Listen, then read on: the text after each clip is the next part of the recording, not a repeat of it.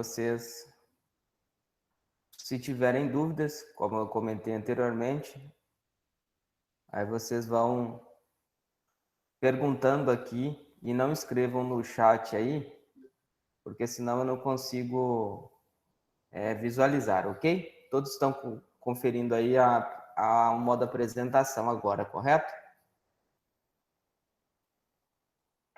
Sim, professor. Está aparecendo aqui para todo mundo. Ok. Então vamos lá, gente. Só Estou vendo aqui. para a gente dar continuidade agora, parte de mineralogia, né? Nós vamos entender um pouquinho o que é mineralogia do solo, né? Dentro do conceito mineralogia, nós dividimos a palavra, né? E aí nós começamos a entender o que é, né? Então, minera vem de termos de mina, de jazida, né? Então, de jazida de minério. Então, é uma origem, né? Então, quando eu penso em minera, é onde aquele material se encontra, né?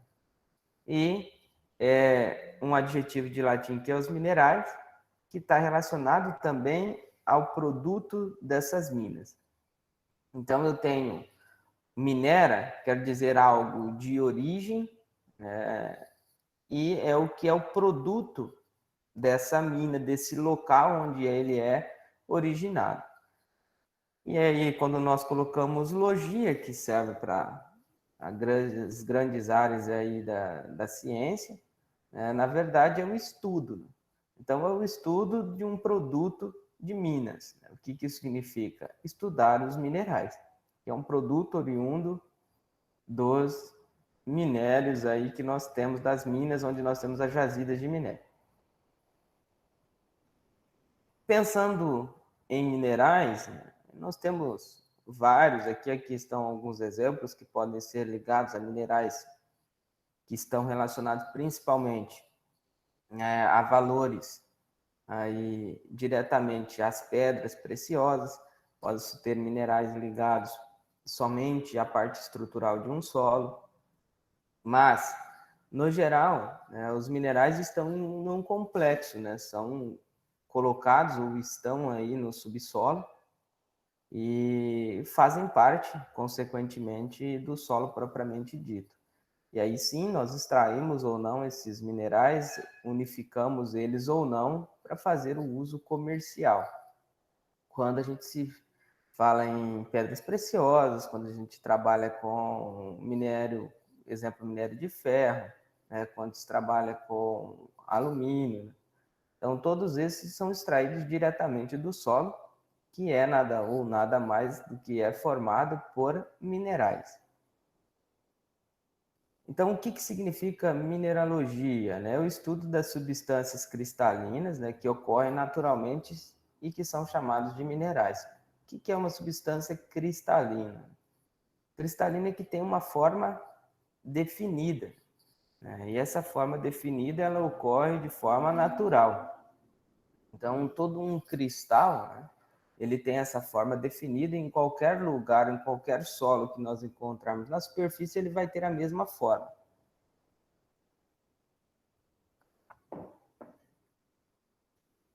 Dentro do estudo de mineralogia, eu coloco algumas imagens para a gente ir entendendo um pouquinho de como é a estrutura do nosso planeta, né? Então, como é a estrutura da Terra, né? O que ela é composta, isso aí a gente já sabe lá do ensino médio, mas aqui para a gente ir relembrando, entendendo um pouquinho mais quais são as suas constituições e as suas espessuras, né? Então, a Terra nada mais é composta, né, porque por uma camada superficial, que nós chamamos da crosta, né? Depois uma camada mais interna, que é o manto, e por último lá eu tenho um núcleo. Quanto mais no interior da Terra nós vamos aprofundando, mais denso vai ficando, ou então essa parte interna vai sendo mais pesada num determinado volume. Isso devido principalmente a uma pressão exercida daqui até aqui. Então eu tenho uma carga, uma pressão muito alta que faz com que aqui dentro no núcleo eu tenha uma densidade muito maior do que comparado aqui na superfície. Em relação à espessura, né, uns falam que a crosta gira em torno de 0 a 80 km, né, quilômetros de espessura, isso a maioria dos livros, alguns colocam de 0 a 40, mas Em média, ele vai se situar no máximo, até 80 km e de zero de espessura aqui na superfície.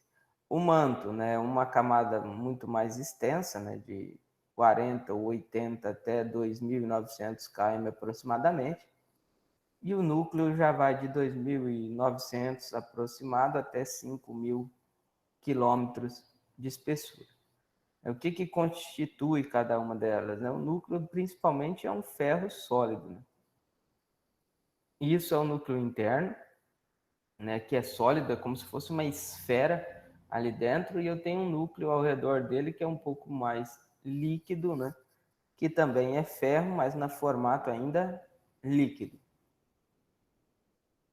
Então, pensando em divisões, né, crosta, né, manto e o núcleo. A crosta é a camada mais rochosa que a gente tem. O que isso significa?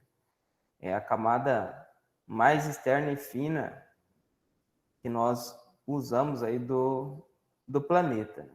Então, ela pode chegar até 80, como eu falei anteriormente, na média dos até 40 km. A parte da crosta que compõe os continentes nós chamamos de crosta continental. E nós temos também a crosta oceânica, que é aquela que está abaixo da água dos mares, né, dos oceanos.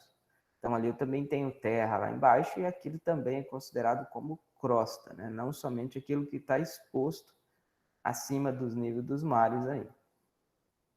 O limite, né, que separa a crosta, né, e o manto, nós temos uma descontinuidade, né? Nós temos uma crosta que ela é rochosa, que ela é sólida, e abaixo tem um manto que ele é pastoso. E isso faz com que eu tenha uma descontinuidade e onde eu posso ter, então, os terremotos e tal que a gente encontra aí e normalmente acaba vendo dentro de todo o planeta, em algumas determinadas regiões. Por quê? Dependendo de onde ela se encontra, ela vai ocorrer de forma mais intensa ou menos intensa devido a essas descontinuidades aqui, onde eu tenho principalmente os aspectos sismólogos aí, onde nós usamos para delimitar qual é a possibilidade de ter um abalo sísmico ou não e qual a intensidade dele. Se nós estivermos muito próximo aqui e essas descontinuidades que estão na vertical aí, né? Eu tenho uma descontinuidade entre o topo e a parte interna da Terra, devido a essa diferença de composição, né? Uma parte rochosa, que é a crosta, e uma parte mais pastosa, que é o manto.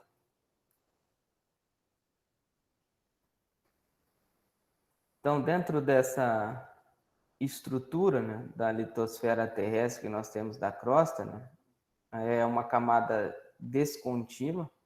Então, a crosta ela não é totalmente vedada aqui na superfície, certo? Ela tem um lado que ela algumas partes que ela é descontínua, então ela se separa, né? Ela é heterogênea. E essas partes que são separadas nós chamamos de placas, que são as placas tectônicas que nós já vimos falar. Então, elas flutuam, né? Ou então estão sobre o magma, né? E são rochosas ou são partes sólidas que, quando também entram em contato uma com a outra, acabam fazendo também os abalos sísmicos, que é muito comum, né, em regiões próximas às divisões entre uma crosta ou uma placa tectônica e outra.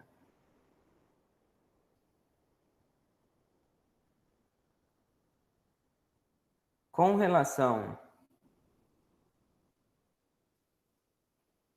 às placas tectônicas e tudo mais, né, o que a gente faz com relação à parte da crosta continental, crosta oceânica. Então, a gente tem a litosfera, que tem uma crosta oceânica que está abaixo do nível dos oceanos aqui, que também é sólida, e tem a crosta continental, que é onde nós temos o continente, é onde ela está acima do nível aqui das águas dos oceanos, dos mares que nós temos.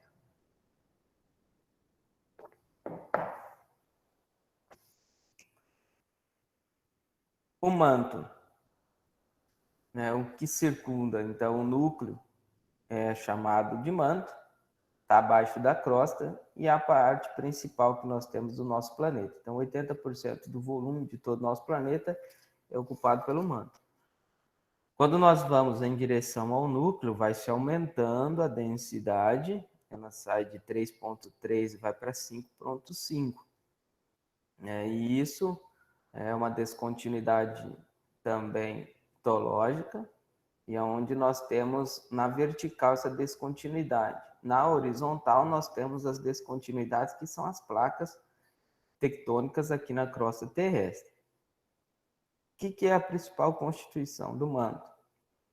É composto principalmente por oxigênio e magnésio, com ferro, alumínio e silício.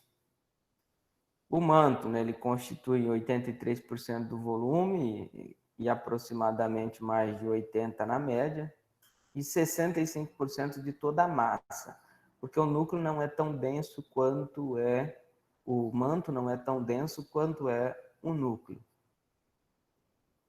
Então, o núcleo ele ocupa um volume bem menor, de 16%, mas possui uma densidade muito alta, né? Nós saímos ali de 5 no máximo ali para 5,5 para o manto de densidade, e chegamos aqui no núcleo com uma densidade acima de 10. Tem maior concentração de ferro, né? Então o núcleo tem essa constituição, tanto o núcleo ao redor que é líquido e o núcleo interno que é sólido. Temperatura de 7.600 graus aproximadamente Celsius, então temperaturas elevadíssimas. E essas duas camadas do núcleo, uma externa líquida e uma camada interna que ela é sólida. E aí nós vamos entender quais são as constituições, né, e como que cada elemento químico, né, representa dentro da crosta terrestre.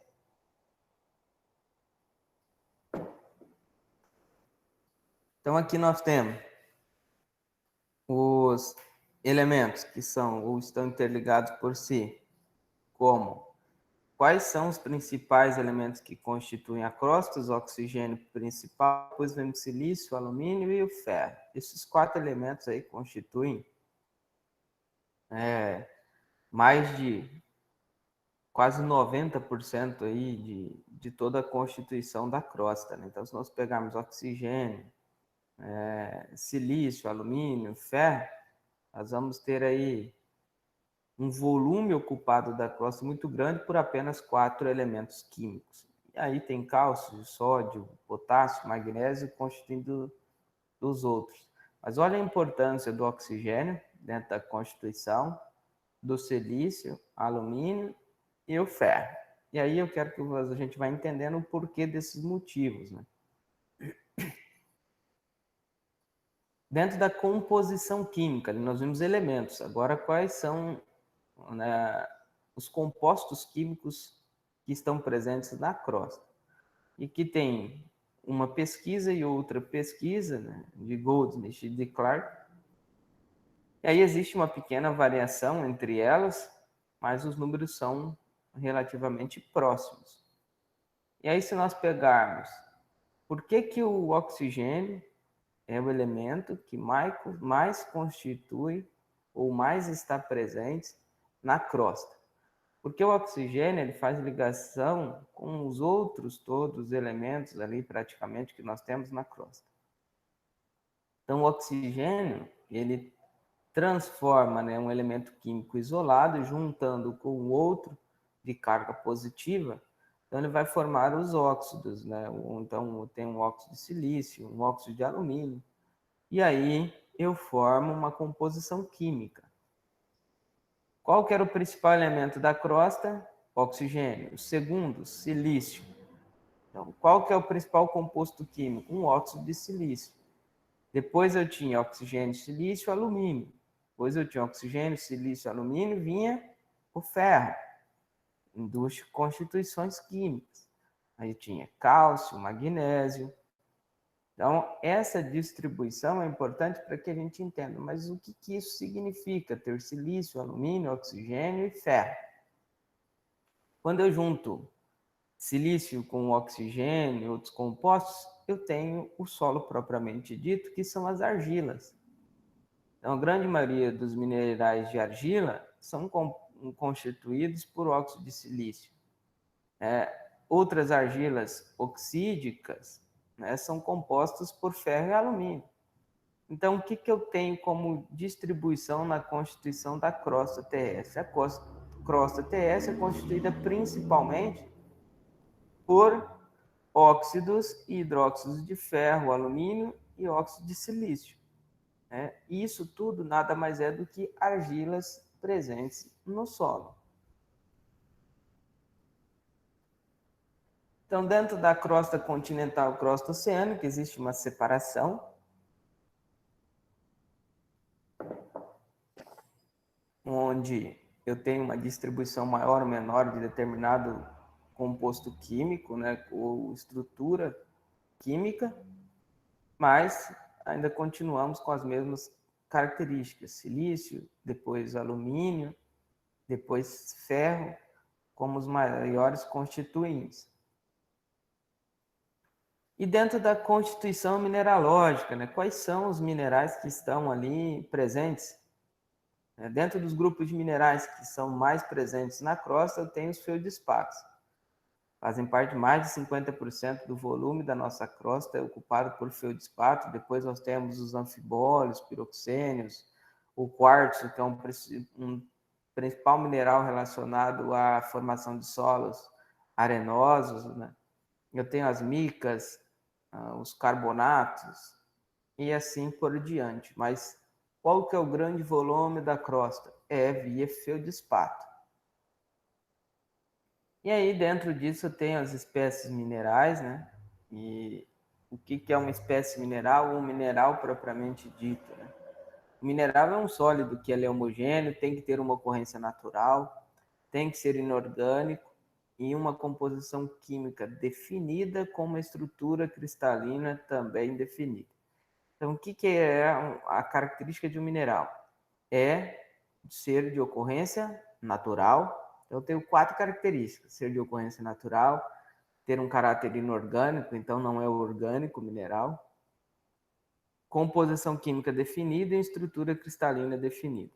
E esses 4 indicadores colocam o que é um mineral. Então, um caráter inorgânico, ocorrência natural, uma estrutura cristalina e uma composição química definida. Essas 4 condições aqui nos levam a ter um mineral propriamente dito. Como eles são formados, né? Os minerais são formados por um processo de cristalização. O que é cristalização? É solidificação. Essa solidificação pode ser por resfriamento ou por precipitação. A precipitação, quando a gente fala em química.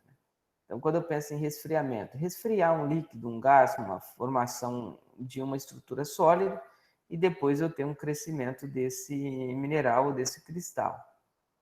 Nesse processo de resfriamento, eu tenho os principais minerais que compõem, né, a estrutura da crosta, é formado por um processo de resfriamento, que são os feldespatos, as micas, o quartzo, entre outros. Por precipitação, aí já tem que há forma-se um precipitado em química, como quando eu aumento muito a concentração de solutos dentro de uma solução e ela se precipita.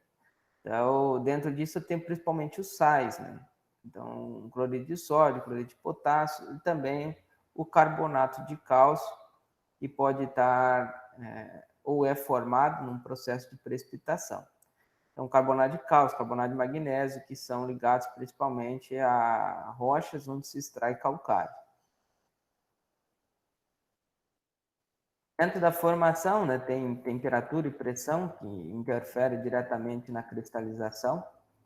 Então, dentro do processo de cristalização, que é a solidificação de um magma para a formação de um mineral, que precisa ser um cristal, então depende da composição química, né, da quantidade que eu tenho de minerais ali dentro, da taxa como esse resfriamento vai ocorrer na crosta. E como ele se resfria? Eu tenho um resfriamento do magma de 2 formas, um mais rápido e um mais lento.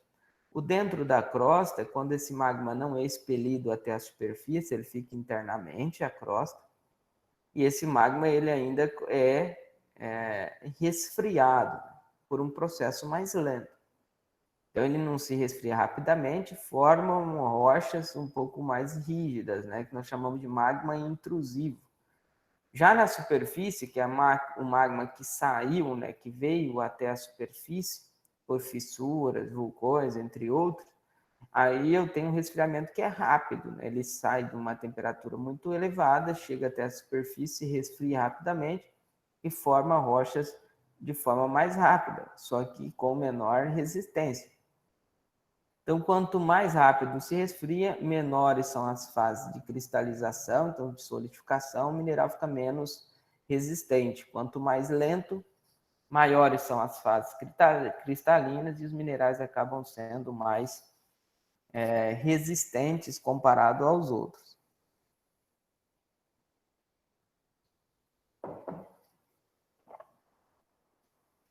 Então, dentro disso eu tenho quartzos, os feldspatos, né, entre outros aí que são importantes no processo de cristalização. Outro processo de formação dos minerais é a sublimação. Isso que tudo a gente está falando são processos que são ligados à química, né?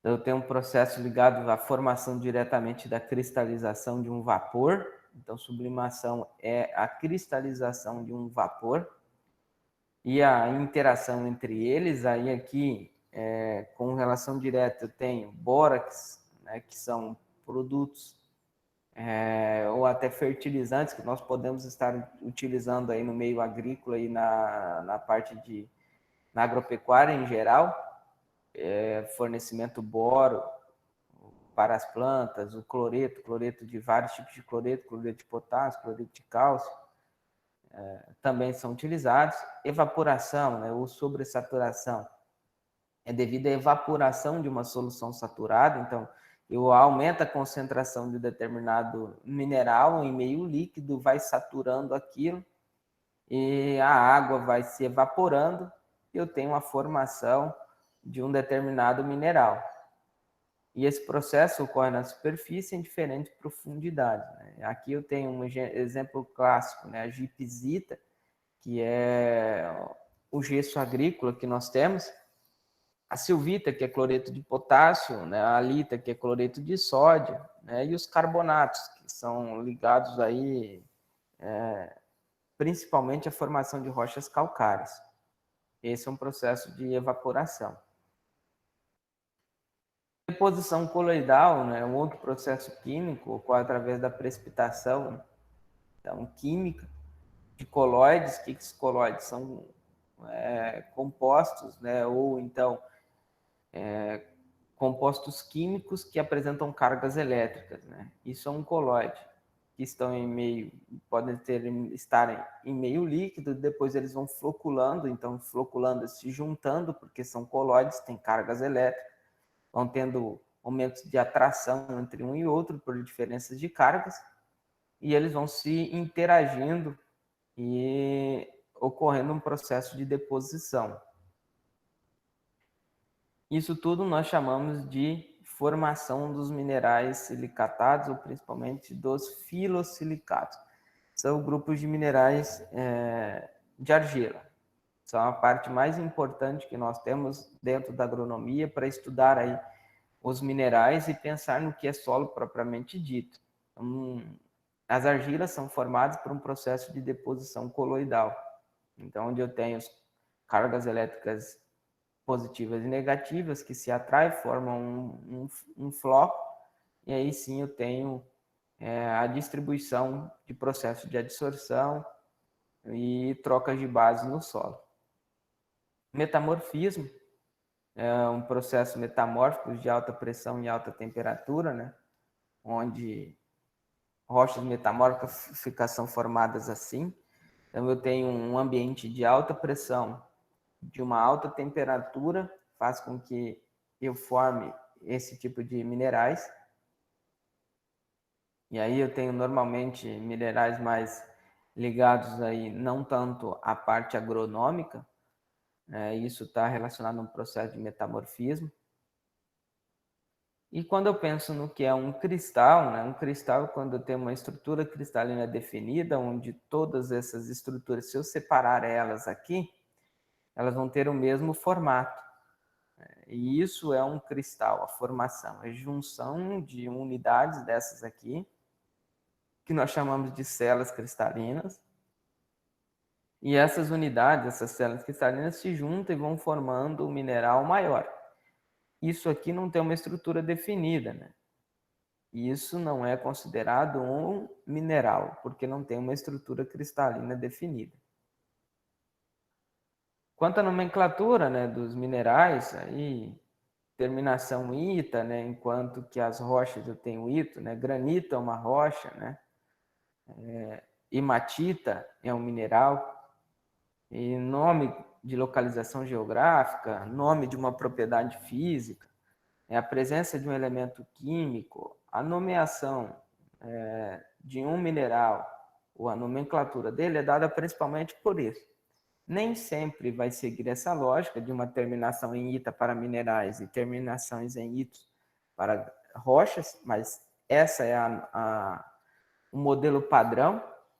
Mas eu vou ter também ainda bastante minerais ou compostos químicos que vão estar atrelados a isso, a uma localização, ao nome de uma propriedade física, a presença de um elemento químico, ou até mesmo a uma homenagem à pessoa que o identificou. Isso é uma característica que é a nomenclatura dos minerais.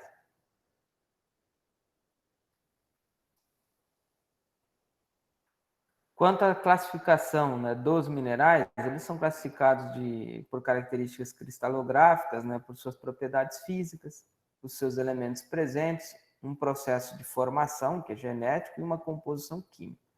Isso tem umas características aí dos minerais.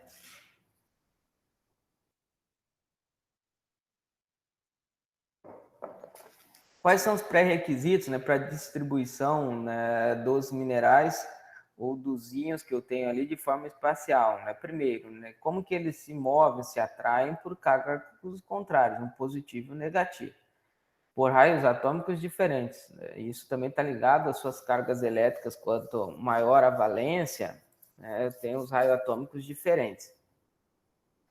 E eu tenho cátions e ânions. Então, quimicamente, eu tenho um raio atômico menor nos cátions.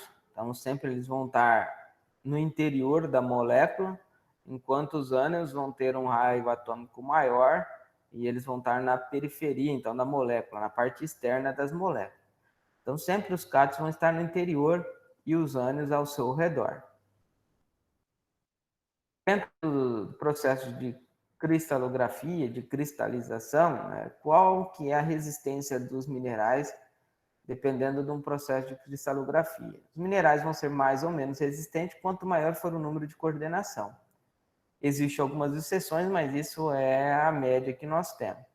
Então, quantas esferas de um dado raio cabem ao redor de outra, né, de raio diferente. Então, quanto eu tenho de ligações químicas entre uma estrutura cristalográfica, uma célula unitária e outra.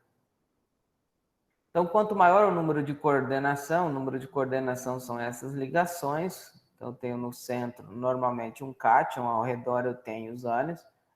Quanto maior esse número de coordenação, de ligações químicas, então aqui eu tenho tetraedro, são 4 ligações, aqui eu tenho com 3 e com 2 ligações.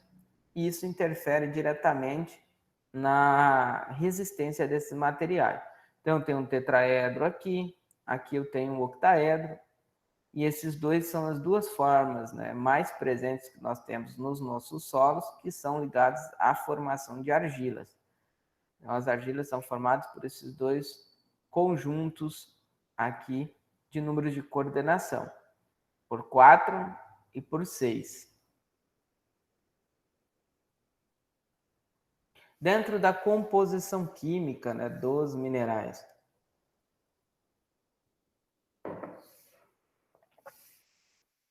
então os minerais podem ser óxidos e hidróxidos, Então, os óxidos e hidróxidos são constituintes, os compostos químicos que mais constituem os solos tropicais.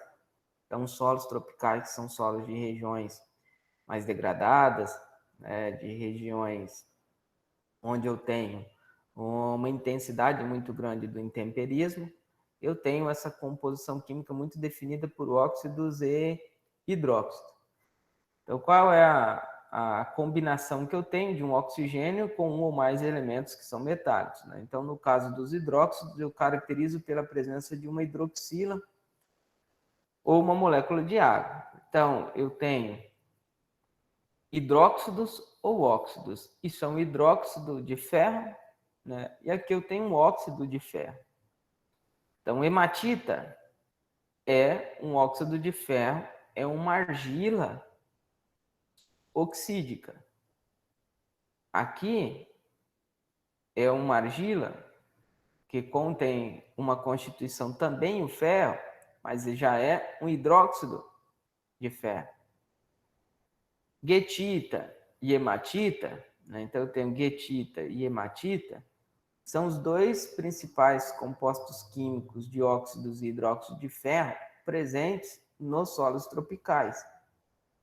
Então, esses dois são argilas. Então, aqui eu tenho uma argila, aqui eu tenho uma argila. Aqui, gibsita, eu tenho o principal composto químico ligado a hidróxido de alumínio. Então, quando eu penso em um hidróxido de alumínio, que são solos bastante intemperizados, bastante ácidos, onde a tendência é ir sobrando ferro e alumínio, a gibsita é uma argila à base de alumínio. Então, quando eu penso nas principais argilas de solos intemperizados, ou muito velhos, ou muito degradados por um processo de intemperismo, no solo a tendência é ir sobrando cada vez mais hematita, guetita e, por último, ir sobrando cada vez mais gibsita, que é um hidróxido de alumínio. Então, essa é uma tendência. Hematita normalmente está ligada a uns solos de cores vermelhas. Então, quando eu tenho uma hematita em grande quantidade, o solo vai tender a ter uma cor vermelha. A guetita está muito mais ligado às cores amarelas. Então, se eu tenho muita guetita, a tendência de eu ter um solo amarelo como sua constituição. Mas o poder pigmentante da hematita é muito maior, e mesmo às vezes a guetita sendo em porcentagem mais presente no solo, mas se eu tiver ali mais de 5, 3% de hematita, a tendência do solo já partir para o vermelho. Isso por um poder de pigmentação maior da hematita comparada da guetita. Dentro dos outros minerais de argila, eu tenho entre os outros compostos químicos, nós vimos primeiro óxidos hidróxidos, agora os carbonatos, né? Carbonato é a combinação de um cátion, que é bivalente, com um complexo aniônico, né? Então, eu tenho um carbonato, eu tenho um CO3 aqui, com duas cargas negativas. Então, ele é negativo, ele vai se ligar a um cátion. Então, aqui eu se ligo o carbonato com o cátion, magnésio, com o cálcio, com os dois cálcio e magnésio, né? E também se ligo com o ferro. Quais são esses principais compostos aqui? Magnesita, calcita, dolomita, todos esses três são minerais que constituem as rochas sedimentares aí que nós temos, que são um processo natural onde eu extraio o calcário do solo. Então, o calcário, ele é oriundo desses três compostos minerais aqui, dolomita, calcita e magnesita, em uma região mais ou menos intensidade, ou uma ou outra. Mas o carbonato de magnésio, carbonato de cálcio e magnésio são os minerais presentes nas rochas calcárias. Outros compostos químicos, os nitratos, né? O nitrato é uma combinação já do NO3 também com carga negativa com cátion. Então, nitrato de sódio, nitrato de potássio, que são utilizados são adubos, ligados a nitrogênio e a potássio, por exemplo, depende do cátion que ele está se ligando. Os boratos também seguem a mesma lógica, né? Eu tenho um complexo aí bivalente, né, o BO3, com carga negativa, e que vai se ligar aí a sódio, vai se ligar a água, e um exemplo clássico do borato é o bórax, né? Que é um composto à base de boro, onde eu tenho sódio hidratado. Todos sulfatos, tungstato, molibdatos e cromatos, aqui são exemplos, né, de sulfatos, cromatos, né, molibdatos e tungstatos que eu tenho de compostos químicos. Aí quando eles se ligam com algum ou outro elemento, aí formam esses minerais aqui que nós temos. Pensando no lado agrícola e pecuário, dentro dos sulfatos, o principal que eu tenho é a gipsita. Então não confundam isso aqui com gibisita. Gibisita é um hidróxido de alumínio. Aqui, gipsita é um sulfato de cálcio hidratado. Esse sulfato de cálcio hidratado aqui, ele é um mineral constituinte principalmente do gesso agrícola. O gesso agrícola é aquele utilizado para fornecer enxofre, para facilitar a movimentação de bases no perfil do solo, então ele é um carregador de base, então ele vai translocar essas bases da superfície do solo para profundidades maiores, e também por ter essa condição aqui de apresentar o sulfato com carga elétrica negativa, ele pode precipitar alumínio, então pode ligar com alumínio e tirar o alumínio do solo presente. Então também ele inibe a toxidez de alumínio no solo. Um produto bastante utilizado nas áreas agrícolas do Brasil, principalmente dos solos tropicais aqui, onde nós temos os solos mais velhos. Os fosfatos, né, que são também grupos de minerais, os arsenatos, os vanadatos, mas os principais quimicamente para nós, agronomicamente, são os fosfatos. Então, o fosfato também tem carga elétrica negativa.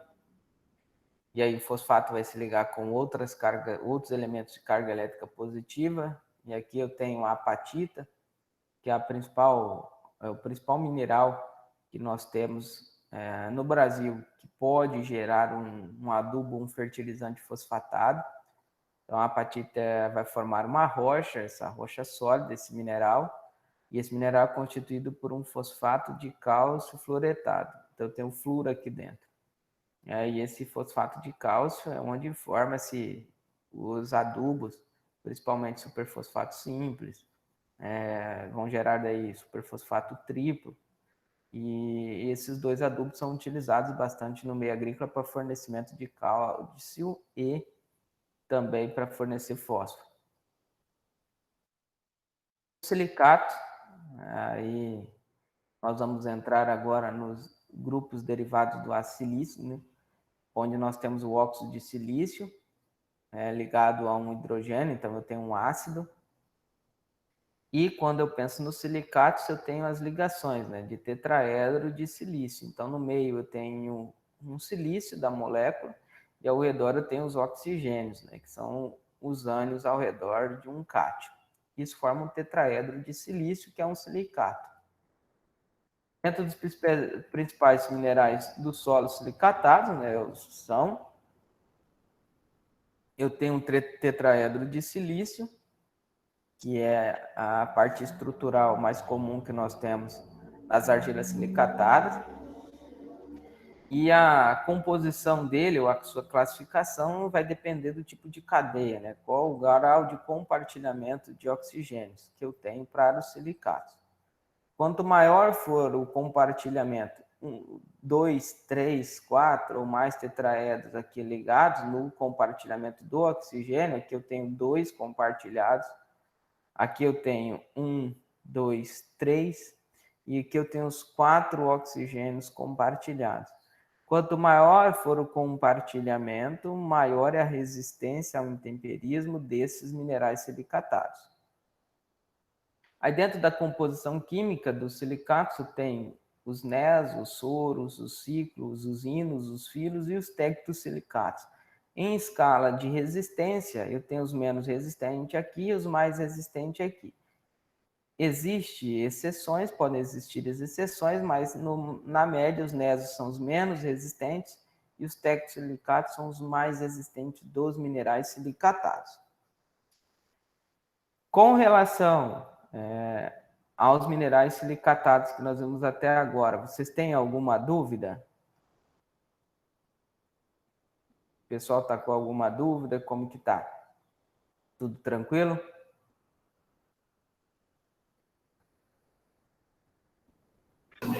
Eu tô de boa.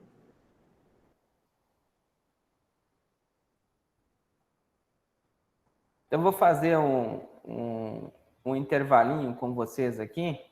Tá 1 hora aqui falando. Vou só fazer um intervalinho com vocês de 5 minutinhos. E aí a gente volta novamente. E a gente toca aí até aproximadamente umas 9h50, por aí, tudo bem? Pode ser? Opa, Sim, professor. beleza.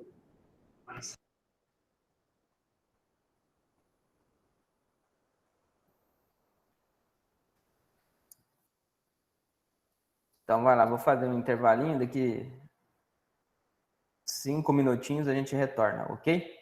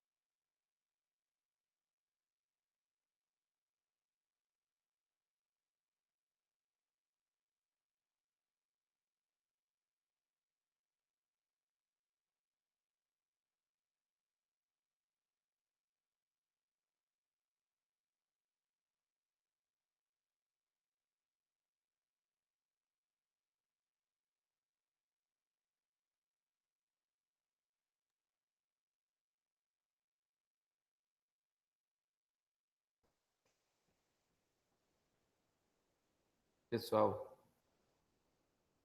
vamos voltar aí. Tudo ok?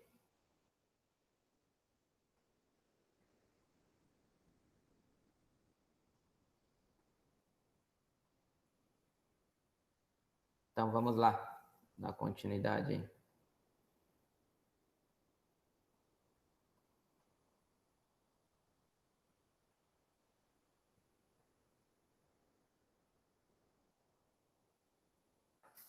Então, dentro dos nesosilicatos, né, que são considerados como ilha, né, são grupos isolados.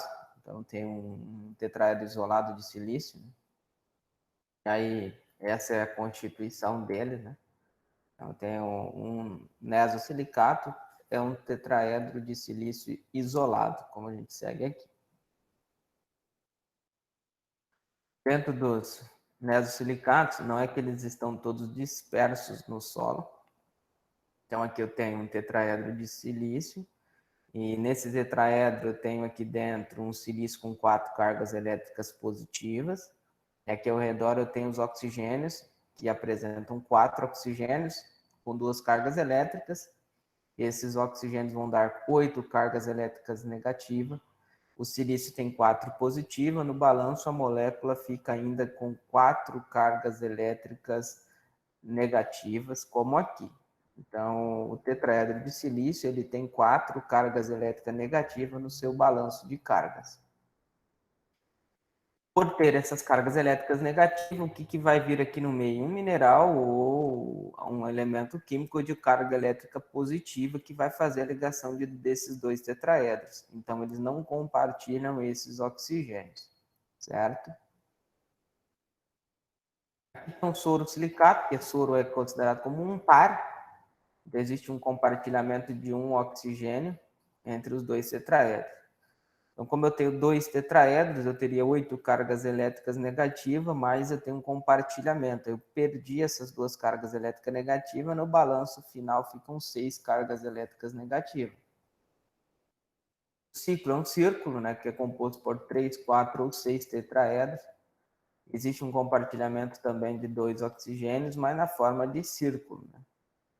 Então, essa é a molécula básica, tá? Isso daqui é uma molécula, né, que eu tenho, onde eu tenho 3 oxigênios, passo a ter, né, com 2 cargas elétricas sobrando negativa, desse oxigênio e desses outros estão compartilhados. Os inosilicatos, né, que é considerado fios, são de cadeias abertas, né, não são fechadas, então tem uma cadeia aberta aqui, que são os piroxênios, e aqui eu tenho um anfibólise. Me parece muito com os ciclosilicatos, né, mas aqui como se fosse várias dessas aqui formando um fio, né, só que de cadeias duplas, né? Como se eu pegasse essa linha aqui, esse modelo, e colocasse aqui, ó. Então, eu tenho 2 fios, um sobre outro, que formam os anfibólios. Nós chamamos de cadeia dupla e em cima os piroxênios de cadeia simples. Então, eu tenho dentro desses que são os fios, né? Aí aqui a forma de representar eles, né? Podem ser dos piroxênios e aqui dos anfibólios, que é uma outra forma de representar eles de cadeias duplas. Agora vamos para os filosilicatos, né, onde a gente tem mais importância relacionada à parte de solos, né, a parte agronômica. O que a gente pensa está relacionado principalmente aos filosilicatos.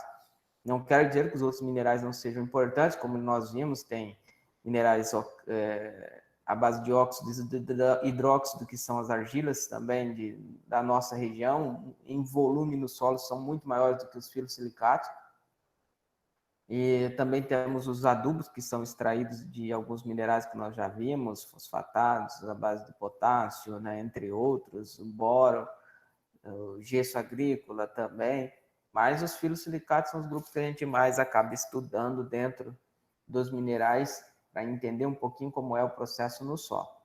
Então, filo quer dizer folha, né? Então, são como se fosse, eu falo sempre, os filosilicatos estão dispostos como se fossem folhas sobrepostas umas às outras, como se fosse uma resma de papel sulfite.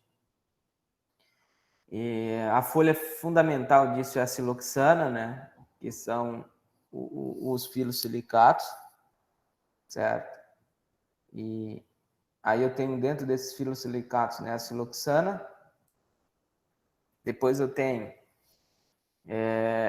a outra folha que se liga-se, que nós chamamos de folha de brucita ou de gibisita, certo? Então, quando eu tenho um tetraedro de silício, eu tenho uma folha de siloxana. E aí, quando eu tenho um octaedro de alumínio ou um octaedro de magnésio, eu tenho a brucita e tenho a gibisita. Uma folha de brucita é constituída por um hidróxido de magnésio e a folha de gibisita é constituída por um hidróxido de alumínio. Então, qual a diferença de um para o outro? Aqui dentro ou vai ter alumínio ou vai ter magnésio. E ao redor vão ter as hidroxilas. Isso aqui forma o octaedro. Então, eu posso ter um octaedro de alumínio ou um octaedro de magnésio.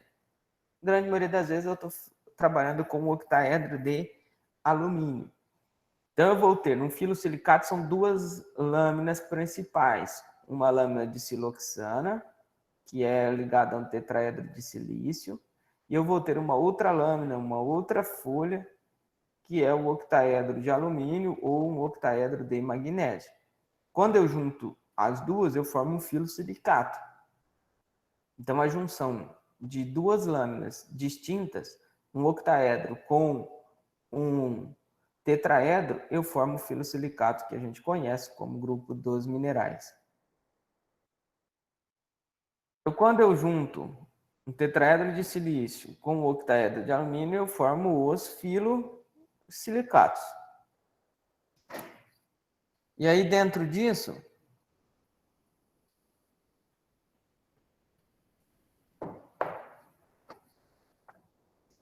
eu tenho as argilas silicatadas do tipo 1:1, eu tenho uma lâmina de siloxana, um tetraedro de silício e um octaedro de alumínio. Eu tenho uma lâmina de gibisita. Então, essas aqui eu chamo de argilas 1:1. Quando eu passo a ter duas lâminas de siloxana, duas lâminas de tetraedro de silício e uma lâmina de octaedro ou de alumínio, eu chamo que eu tenho uma argila 2:1, certo? Então, isso é uma condição que a gente tem aí de formar argilas do tipo 2:1 ou argilas do tipo 1:1. O que é 2:1 e 1:1? 2:1 é quando eu tenho argilas que tem dois tetraedros de silício para um octaedro de alumínio. E a 1:1 é uma lâmina de tetraedro de silício para uma lâmina de octaedro de alumínio. Quando elas são 2:1, eu chamo que essas argilas elas têm a sua constituição de serem argilas expansivas. O que é isso? Ela se expande do tamanho, entra água ali. Então, entra água entre esses dois conjuntos aqui de argila e a água aqui vai expandir, aumentar o volume dessas argilas. E quando seca-se, ela reduz esse volume, né? Então, eu tenho uma argila expansiva em função do movimento da dinâmica da água no solo. Outro grupo são os tecnosilicatos. Então, os técnicos há um compartilhamento muito grande dos oxigênios, onde tem a maior resistência, né, dos silicatos, dos grupos dos silicatos. Dentro dos minerais que nós temos, nós falamos lá no início da aula de hoje, dos feldespatos, são os principais grupos de minerais da crosta terrestre, mais de 50% constituídos desses minerais. São minerais de cores claras, né? Podem ser feldespatos potássicos ou feldespatos que são os plagioclasos. Então, eu tenho os dois grupos, né? Os feldespatos potássicos ou alcalinos e os plagioclasos. Então, aqui estão os grupos, né? Ortoclásmico, clínio ou albita, nortita. E aí, qual que é a constituição principalmente? São ricos em potássio, cálcio, né? Que são essenciais para a nutrição das plantas. E também são ricos em alumínio, silício e oxigênio, que são os elementos que constituem essas argilas. Já o quartzo, né, um outro grupo bastante importante lá na constituição da crosta, que eu falei para vocês, que dá origem principalmente aos solos arenosos, né, onde eu tenho muita argila e muita areia nos solos, Em regiões tropicais é onde eu vou ter esse maior intensidade aí, esse quartzo como presente nesses solos.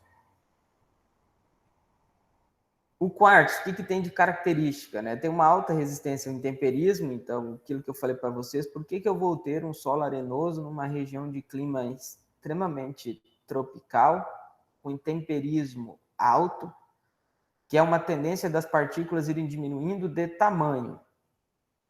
E quando elas vão diminuindo de tamanho, tem uma tendência dos solos irem sendo cada vez mais argilosos. Só que, se o meu mineral que constitui a minha rocha matriz é provindo também, tem como constituição o quartzo é muito resistente. Por ser muito resistente, ele não consegue ser quebrado de forma natural para formar ou chegar ao tamanho de uma argila, que é menor do que 0,002 milímetro de diâmetro. Então, esse quartzo ele vai ficar sempre do tamanho de uma areia, e aí eu não vou ter os solos argilosos. Então, não contém nutrientes essenciais das plantas, porque a areia em si não possui carga elétrica, não tem capacidade de absorção. Então, os solos ficam com uma alta drenagem, alto processo de lixiviação de nutrientes. Mas o quartzo tem uma função bastante importante que é estrutural, né? Formar o esqueleto do solo. Então, ele está muito na fração arenosa, como eu falei para vocês. Dentro de um processo natural de formação de um solo, né, eu tenho o processo de intemperismo de uma rocha. Então, uma rocha, ela vai ser, quando ela está exposta, né, na superfície, vai sofrer a ação do clima e dos organismos. Isso daqui nós chamamos de intemperismo. Esse intemperismo ativo, né, que ele age diretamente sobre a rocha, em um determinado tempo, né, ele vai formar o solo propriamente dito. Então, vai quebrar essa rocha e vai formar esse solo propriamente dito aqui. Aliado nisso, eu vou ter processos, né, de formação do solo. Então, eu vou pegar uma etapa aqui, que é do intemperismo ativo, vai agir sobre uma rocha, num determinado tempo, vai formar o solo, mas nisso eu tenho os processos aqui que influenciam. Quais são os processos? Adição, né, remoção, translocação, transformação. Todos esses processos interferem diretamente na formação de um solo. E essas transformações podem ser físicas, podem ser mecânicas, né, que nós temos, que é a diminuição de tamanho das partículas, ou pode ser química, que é a alteração na constituição e na decomposição daquela rocha matriz. Dentro da formação do solo, eu pego uma partícula grande que tem um conjunto de minerais que nós podemos considerar ela como um cascalho. Lá, lembra na granulometria que nós falamos anteriormente, né, ou na aula passada, né? Então, o cascalho está com partículas maiores de 2 milímetros de diâmetro e vai até 2 centímetros de diâmetro as partículas. E essas partículas de cascalho sofrem transformações físicas, então são quebradas mecanicamente, formam uma partícula menor. Essa partícula menor individualizada já passa de cascalho, vem para menor do que 2 milímetros de diâmetro e forma areia mais silt. Então, eu tenho partículas aqui de 0,002 milímetros de diâmetro até 2 milímetros de diâmetro, areia e silt. E aí ela sofre já não mais transformações físicas ou mecânicas. A areia não é mais quebrada mecanicamente, nem o silt.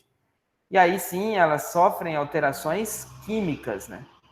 E aí começam a formar a partícula que nós chamamos coloidal. O que é a partícula coloidal? Que apresenta carga elétrica. Quem apresenta carga elétrica? As argilas, que são considerados minerais secundários. Eu tenho um mineral primário aqui, que sofre todas essas transformações físicas e químicas e gera um mineral secundário, que são as argilas.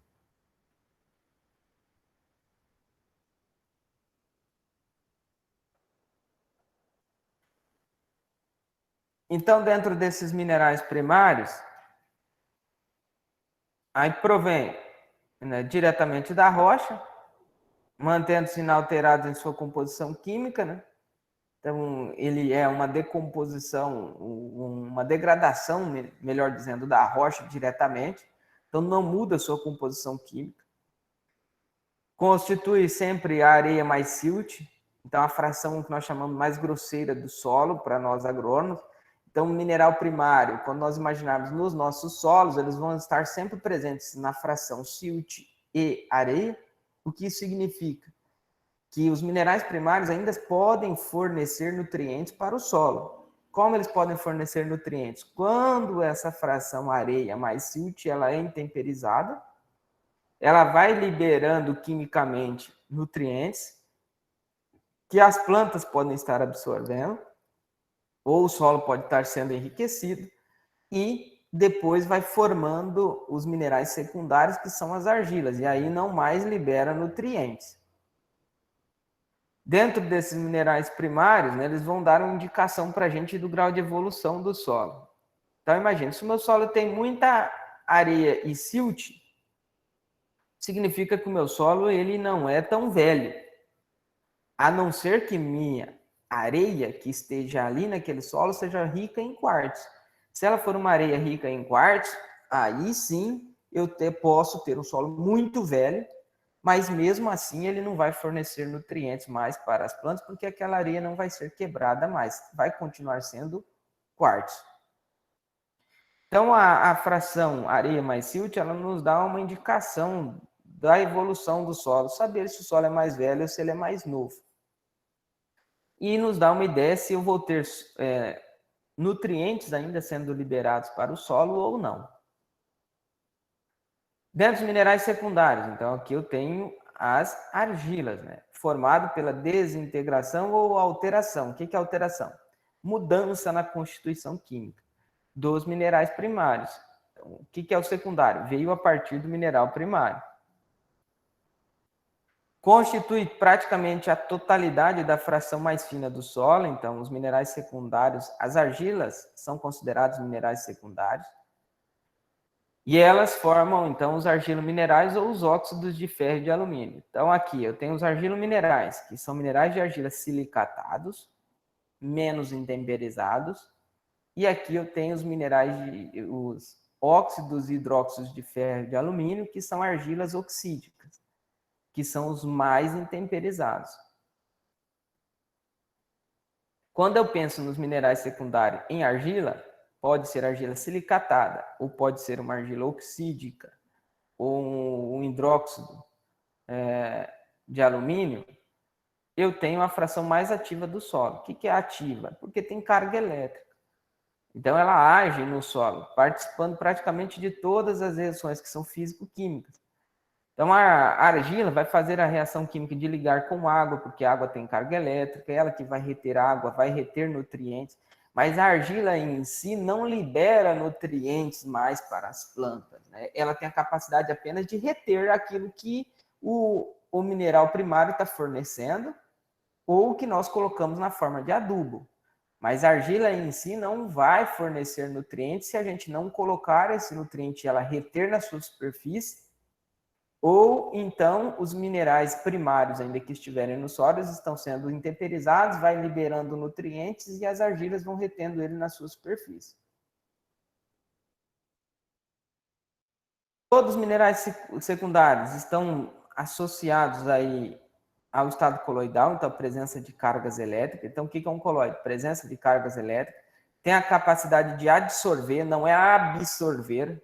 Absorver é entrar, e os íons que estão nas argilas, eles não entram, eles só ficam na sua superfície.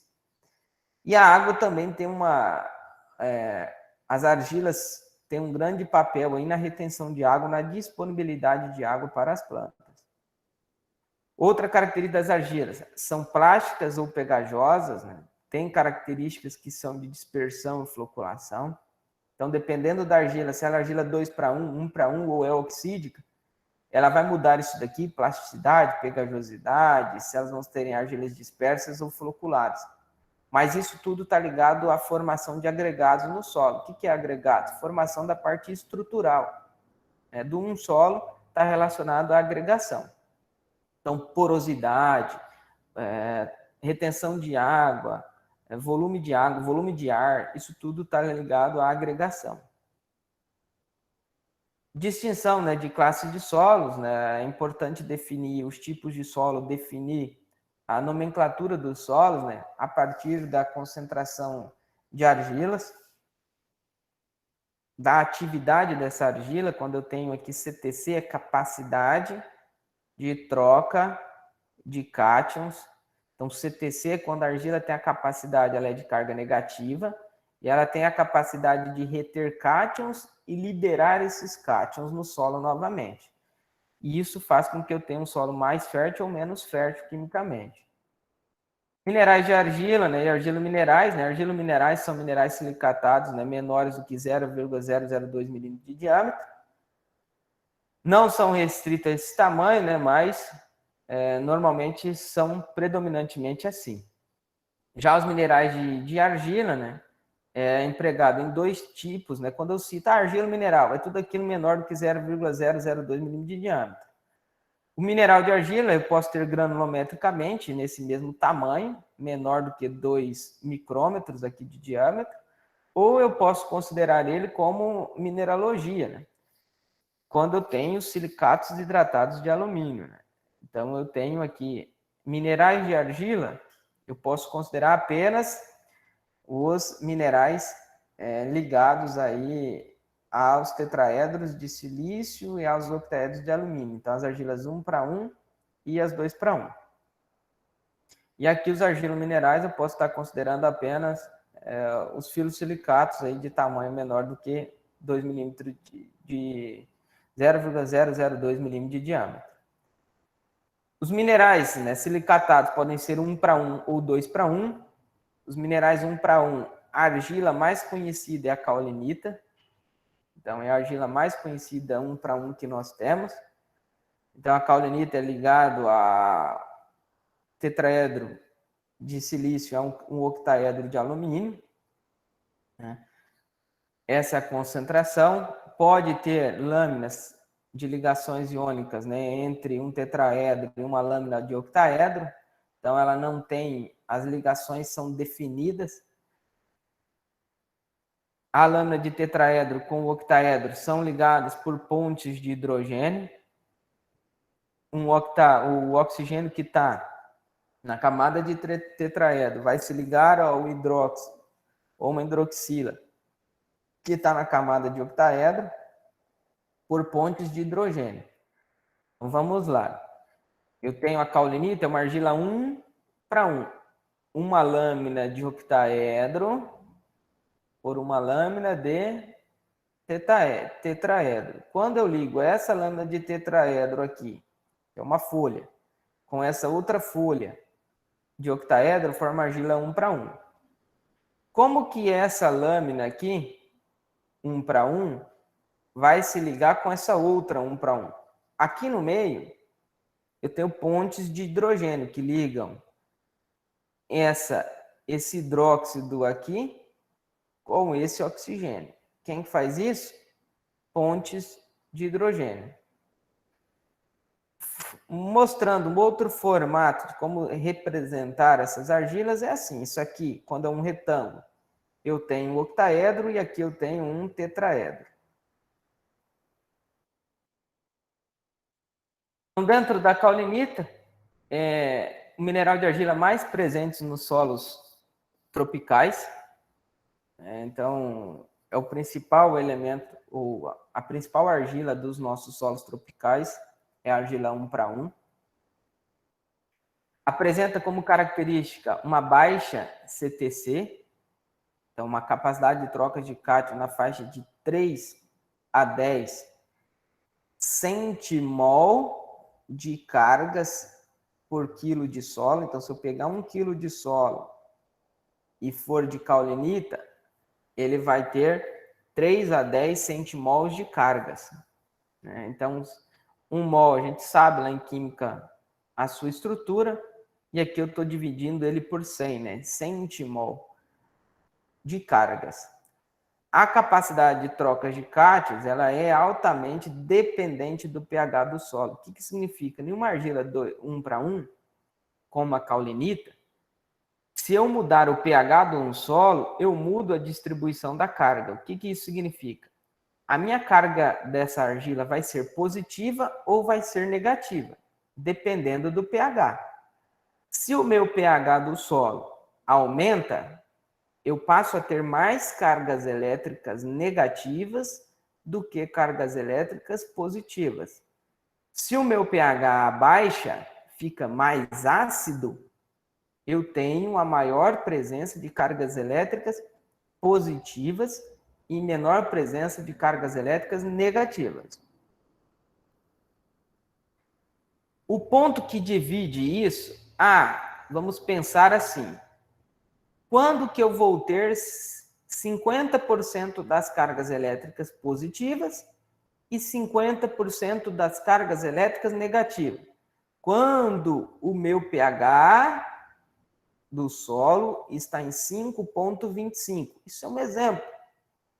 Não é que isso é um número e sempre vai ser esse, mas na média, né, como alguns pesquisadores colocam, o pH onde metade das cargas elétricas são positivas e metade são negativas, da caulinita, esse pH ele é em média de 5,25. O que isso indica? Né? Se passar de 5,25 e para 6, eu passo a ter mais carga elétrica negativa. Se ele está menos do que 5, eu tenho mais carga elétrica positiva. Isso é o que eu chamo de argila dependente do pH.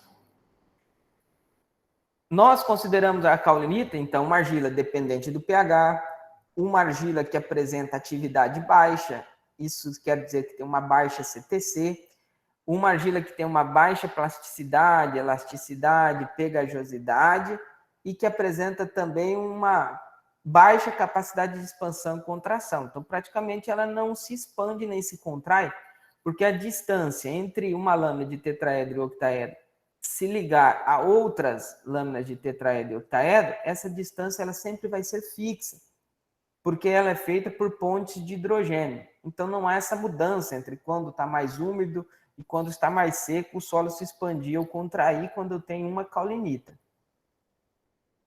Já os minerais 2:1, características gerais deles.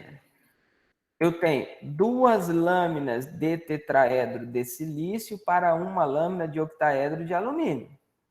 Então, não tem pontes de hidrogênios e entre uma argila silicatada e outra. Então, entre uma argila 2:1 para ligar com outra argila 2:1, eu não tenho mais ponte de hidrogênio. Aqui o que eu vou ter é uma argila que ela pode ser expansiva.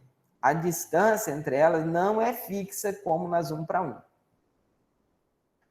E o que é? A carga dela ela é dependente do pH? Também não é dependente do pH. As cargas das argilas 2:1, elas são independentes do pH. O que isso significa? Que as cargas delas vão ser praticamente sempre cargas elétricas de concentração negativa. Sempre elas vão ser negativas. Por quê? Porque as argilas 2:1 sofrem um processo de substituições isomórficas. O que é esse nome isomórficas? Iso é igual e mórfica que está relacionada à morfologia, né? A sua forma. Então, o que isso significa? Substitui alguns elementos químicos, mas não muda a sua forma. Ela continua estruturalmente como a mesma forma 2:1. E isso gera carga elétrica negativa sem que haja uma mudança do pH. Então, isso é uma argila 2:1 aqui. Uma lâmina de tetraedro de alumínio, de silício, desculpe.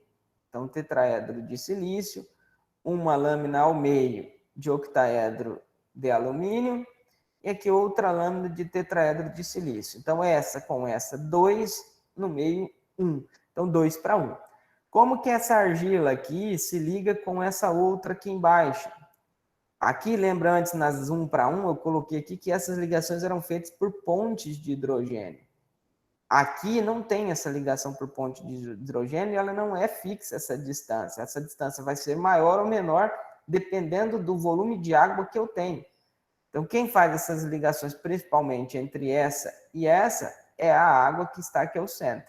E aí eu posso ter argila expansiva quando está mais úmido e posso ter ela um caráter de retração, né? De contração quando está mais seca. Essas argilas, nós temos vários os nomes, mas principalmente são as vermiculitas e as esmectitas, que são dos tipos 2:1. Então, grupos das micas, aqui eu tenho muscovita e biotita, são chamadas de micas claras ou potássicas a muscovitas, e as biotitas já são as escuras, né, que estão ligadas mais a ferro e a magnésio. Potássio, alumínio, silício deixam as cores mais claras. O grupo das vermiculitas, né, é uma alteração da mica, né? A mica é a primeira, depois forma a vermiculita. Cargas originadas pela substituição de quem? Como que eu tenho carga elétrica aqui nas vermiculitas, né? É porque eu tenho a troca de um silício que era 4+, ele é trocado por um alumínio que é 3+. Então eu tenho lá no tetraedro de silício, sai o silício e entra o alumínio. Nesse processo, eu libero uma carga elétrica negativa. Porque o silício era 4, eu teria que ter 4 negativo para compensar. O alumínio é 3, eu só vou ter 3 negativo. Então, vai compensar uma carga elétrica negativa sobrando aqui. Por isso que forma a carga elétrica. E aí eu tenho elevada superfície específica, são argilas extremamente pequenas, uma área superficial grande. Então, vai gerar uma CTC elevada. Então, tem uma área superficial específica muito grande. Quanto menor for o diâmetro da partícula em um mesmo volume ocupado de solo, maior vai ser a superfície que eu tenho. Então, se nós pegarmos uma partícula aí de um tamanho conhecido e quebrar ela no meio, a gente vai aumentando a área dela, não é isso? Porque a gente vai ganhando aquela área que estava na parte interna. E quanto mais área na superfície tiver, mais carga eu tenho, porque as cargas das argilas só estão na superfície, não no interior. Então, isso gera uma CTC, que é a capacidade de troca de cátion, de 100 a 160. Lembrem lá nas caulinitas, de 3 a 10. Aqui eu estou falando de 10 a 20 vezes mais cargas elétricas nas vermiculitas, que são 2:1, do que comparado na argila 1:1. É uma argila, então, de atividade alta, a caulinita é de atividade baixa. Ela se expande menos que a montimorinolita, que também é uma argila 2:1, mas não quer dizer que ela não se expande. A vermiculita tem essa capacidade de expansão também.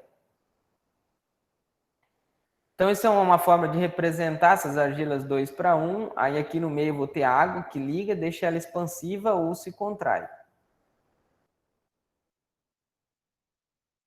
As montimorinolitas, né, que também estão ligadas a um grupo de esmectita, dentro da montimorinolita, que é a argila 2:1, que tem a maior capacidade de expansão e contração.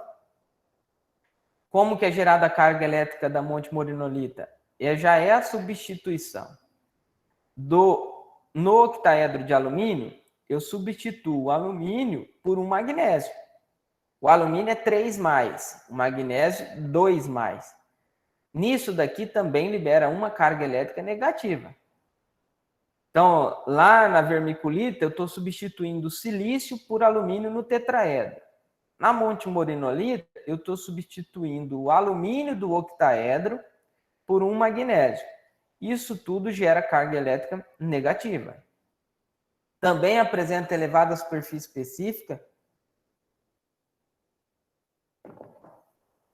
E o que quer dizer? Tamanho, né, de área superficial. A CTC vai variar de 80 a 120, um pouco menos de carga do que comparada à vermiculita. Não é dependente do pH.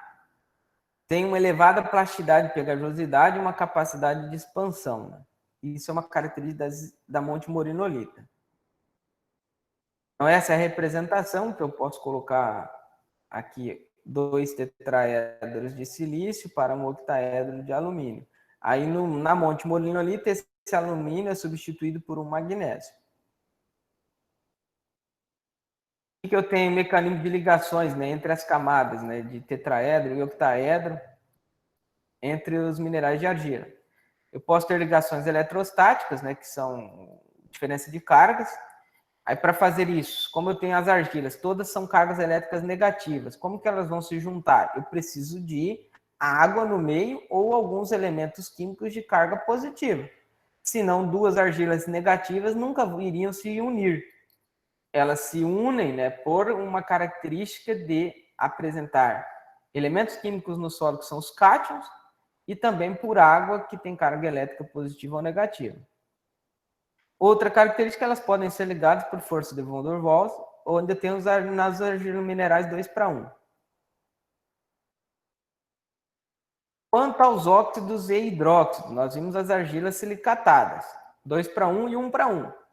Agora nós vamos para as argilas mais intemperizadas dos nossos solos. Então, aquelas argilas que são formadas lá num processo de intemperismo muito intenso. Essas argilas dos nossos solos são consideradas de solos tropicais, onde sofre muito intemperismo. Com o passar dos anos, há uma tendência em ir perdendo a argila 2:1, ela vem para 1:1, depois a 1:1 se transforma num óxido e num hidróxido. O que é um processo final? Até onde que o intemperismo leva a formar um hidróxido de alumínio? É a última argila a ser formada ou a mais pobre, quimicamente. O outro lado, qual que é o inverso? Nós estamos falando de química.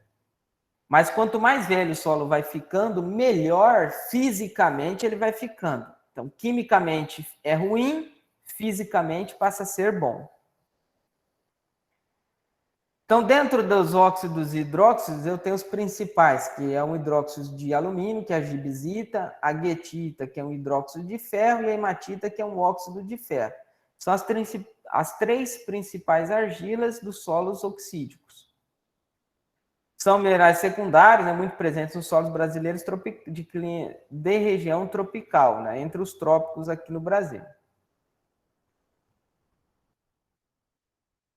Então, dentro dos óxidos de ferro, né, que são formados a partir da liberação de ferro, né, pelo intemperismo de minerais primários. Então, eu tenho desse óxido de ferro, eles são formados a partir da liberação desse ferro. Tem um poder alto de pigmentação. Então, os óxidos de ferro que vão dar a cor para os solos, ou amarela, ou uma cor vermelha, ou um solo vermelho-amarelo. Tem uma importância muito grande que é no processo de adsorção de metais pesados, então a extração de minérios, né, quando liberam resíduos aí de indústria siderúrgica, na nossa região, nos solos oxídicos velhos, esse processo de contaminação, né, ambiental de lençol freático é menos intenso na nossa região do que comparado na região sul do Brasil, onde eu tenho solos com menor quantidade de óxidos e hidróxidos, fazendo com que os metais pesados não se adsorvam nele. Então vamos lá para a argila hematita, o óxido de ferro. Cor característica, vermelha.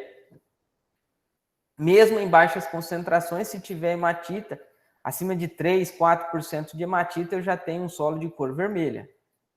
É típico de ambiente bem drenado. Já a guetita, mesmo se eu tenho muita guetita e tenho hematita a mais de 3% no solo, o meu solo vai tender a ser vermelho.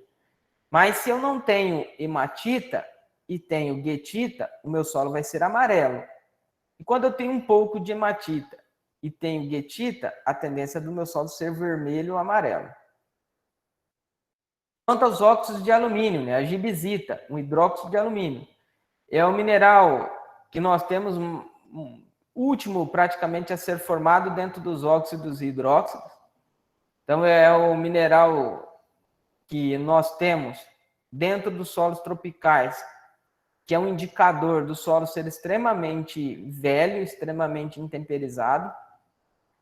E a gibsita é o mais comum das argilas que nós encontramos nos solos tropicais, onde eu encontro o hidróxido de alumínio. Normalmente, né, quando minha região, os meus solos são tropicais e eu tenho muito mais gibsita do que óxidos de ferro, hidróxidos de ferro, é porque meu solo já está num processo muito intenso de temperização.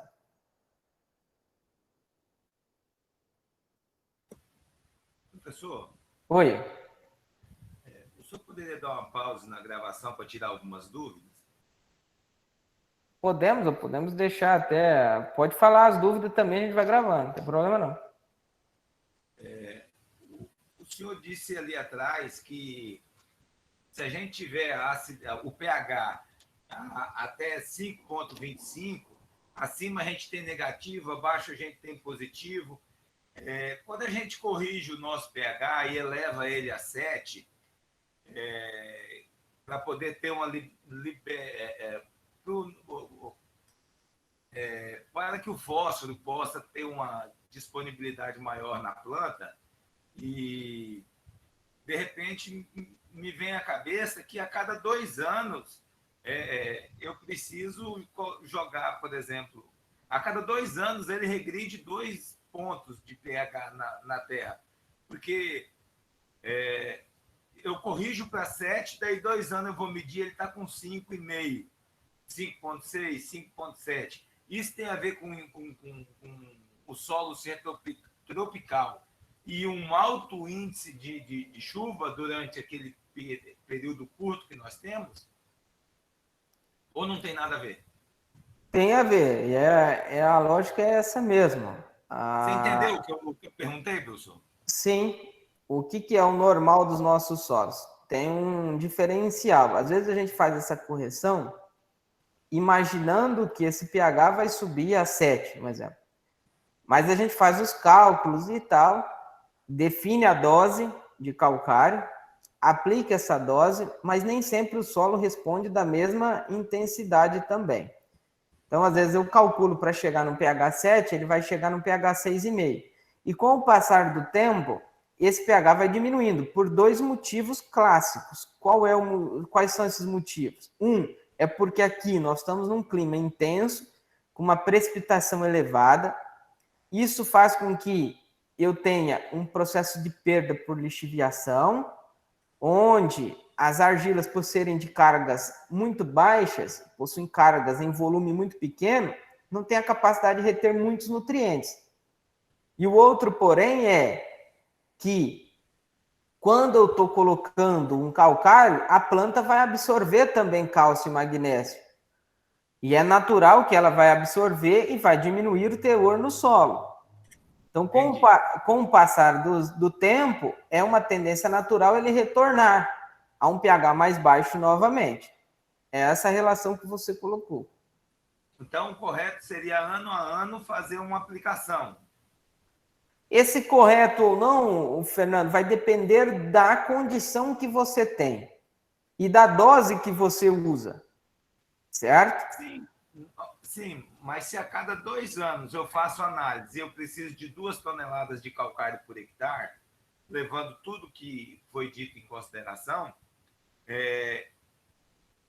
no caso, se eu fizesse uma aplicação anual, recomendaria, né? No caso, eu como técnico, o produtor chegasse para mim e falasse: o que eu faço para equilibrar o meu pH?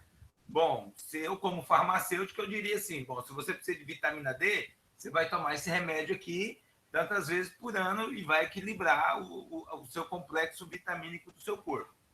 No caso da terra, eu faria uma indicação de 1 tonelada de calcário por ano para poder substituir a remoção da planta e também pelo lixiviamento da precipitação?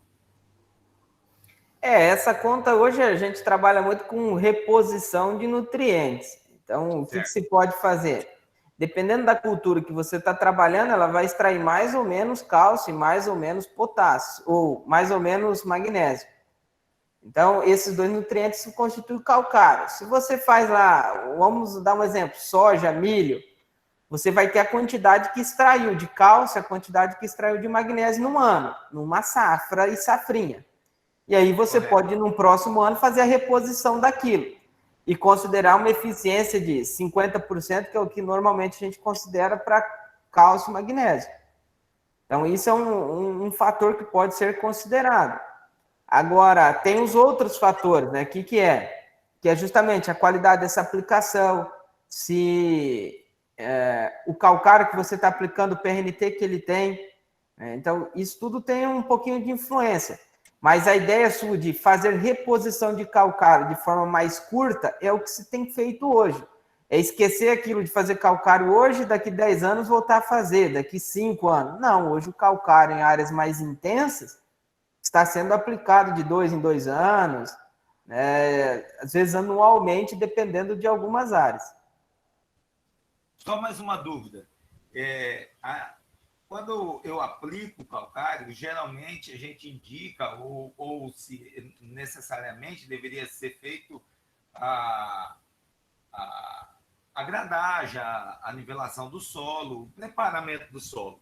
E isso é muito caro, né? Ele tem um custo elevado.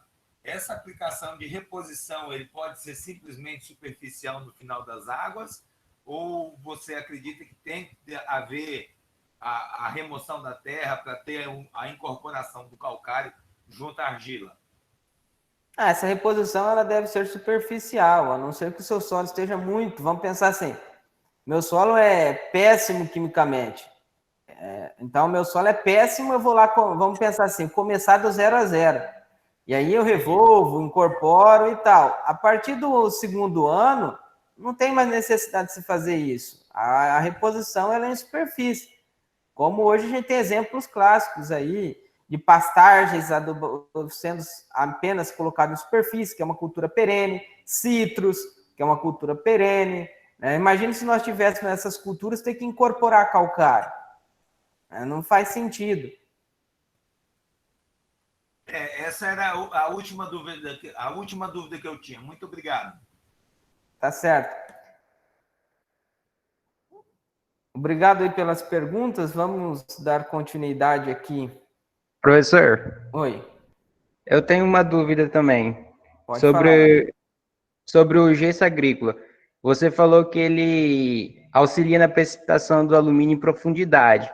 Ele pode se associar a outro elemento do solo e precipitar também? Pode, ele carrega. Quando ele forma um precipitado com alumínio, a diferença do precipitado é que ele não mais vai ficar disponível. Certo?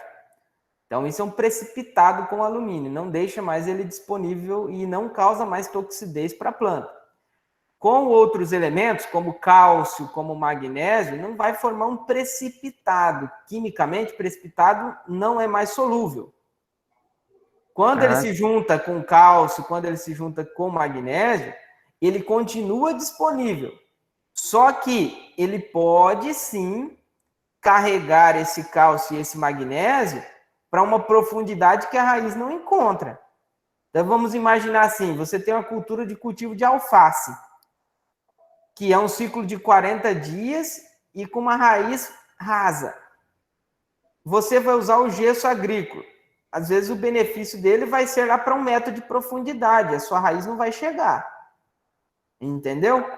Então, Entendi. Esse gesso tem que ser pensado para culturas que são mais perenes, né, que tem um sistema radicular mais profundo, ou também para culturas anuais aí, onde não sejam de ciclos muito curtos, certo? Certo. Ok. Professor, ele também pode causar alguma alteração na relação cálcio-magnésio? Pode, porque ele fornece cálcio. Então, ele vai aumentar o teor de cálcio no solo. Tá. Tá ok. Era só essa dúvida mesmo, professor. Obrigado. Nada.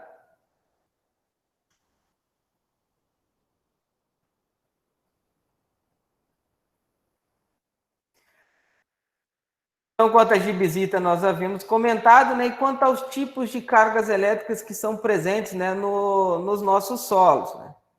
Eu tenho cargas que são permanentes, que são as cargas aí das argilas 2:1, que independe do pH do solo. E as cargas variáveis, que são as cargas dependentes do pH, que são das argilas 1:1 e das argilas oxídicas. Eu tenho esses dois tipos de cargas elétricas, dependente e independente do pH. Quais são as origens dessas cargas elétricas permanentes? A carga elétrica permanente, lembra que eu falei para vocês, é porque ela ocorre por substituição isomórfica. Eu troco, lá na vermiculita, eu troco o silício dentro do tetraedro por um alumínio, libera uma carga elétrica negativa, não muda a forma, a sua forma estrutural. E já nas monte-morinolitas, que são 2:1 também, eu substituo o alumínio que está lá no octaedro, eu substituo esse alumínio por magnésio e libero uma carga elétrica negativa. A partir dessa formação, dessa substituição, sempre aquela argila vai possuir essa carga elétrica negativa. Então, aqui estão os dois modelos, né? Eu posso substituir o silício por um alumínio, posso substituir um alumínio que é 3+, por um magnésio que é 2+, ou por um ferro. Isso tudo vai gerar uma carga elétrica negativa no sistema, porque é um déficit, né, de carga positiva. As cargas permanentes também podem sofrer um processo de formação por bordas quebradas. O que é isso? Lá no final daquelas lâminas ou folhas de tetraedro e de octaedro, pode chegar lá no final, uma lâmina e outra, não ficar como se fosse uma resma de sulfite, uma bem sobreposta à outra, certinha, alinhada, e aí vai faltar no final lá um tetraedro, vai faltar lá no final um octaedro. E esse faltar lá no final, na formação dessas argilas, vai vai sofrer um desbalanço de cargas, e esse desbalanço vai formar uma carga elétrica negativa. Já as cargas variáveis, elas só são influenciadas principalmente pela dependência do pH do solo. Então, eu tenho nas cargas variáveis a dependência do pH, onde essa dependência do pH pode ser por uma protonação ou desprotonação. Eu coloco o hidrogênio ou tiro o hidrogênio, então isso muda o pH e isso muda as cargas elétricas. Posso ter sítio de troca bloqueado, isso daqui não é comum, tá? A carga elétrica dependendo do pH, só na vermiculita isso pode ocorrer, onde um aumento de um pH libera carga elétrica negativa, mas isso daqui nem para vermiculita a gente não considera muito, mas vocês podem anotar, que é um sítio de troca bloqueado. E outra origem de carga elétrica é via colóides orgânicos. Então, a matéria orgânica, quando já umificada, né, quando ela já virou humus, já sofreu um processo de decomposição, ela sim vai ter também, normalmente, cargas elétricas negativas à matéria orgânica. Então, para os nossos solos tropicais, a matéria orgânica é fundamental porque ela vai liberar carga elétrica negativa. Não é nem muito para nutrientes, mas quanto mais o volume for de matéria orgânica em um solo, maior vai ser a quantidade de cargas negativas. E isso aumenta a retenção de nutrientes, isso aumenta a retenção de água e melhora o ambiente para as plantas. Outro conceito que nós temos aqui significa PCZ, que é ponto de carga zero. Esse ponto de carga zero também é conhecido como ponto isoelétrico, ou então iso é igual, né? Onde, o que significa ponto de carga zero? É quando eu encontro o valor de pH que o meu solo vai ter 50% das cargas positivas e 50% da carga negativa. 50 positivo, 50 negativo, a hora que eu coloco para somar um outro, dá zero. E aí esse é o ponto que nós conhecemos como ponto de carga zero. É uma solução de equilíbrio entre o positivo e o negativo. E esse ponto de carga zero está aqui. Eu tenho uma argila oxídica, então eu tenho um octaedro aqui de ferro, pode ser de alumínio, e quando eu aumento o pH, eu vou liberando aqui, eu vou tirando hidrogênio. Quando eu tiro hidrogênio, sobra carga elétrica negativa. Esse é um processo de desprotonação. Quando o solo vai ficando mais ácido, ele vai ganhando hidrogênio. Aí o hidrogênio vai se ligando na superfície e vai liberando cargas elétricas positivas. O que eu quero no meu solo? Eu quero carga elétrica negativa, para reter cátions.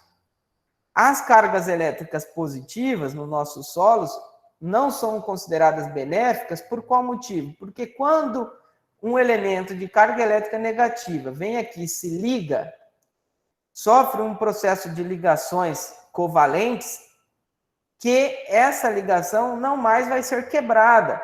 Então, a planta não consegue mais tirar esse nutriente. Agora, aqui na carga elétrica negativa, eu posso colocar um cálcio, ele fica aqui retido, e com o passar do tempo, ele vai ser liberado novamente e a planta absorve isso no solo. Então, dentro de um processo de mineralogia,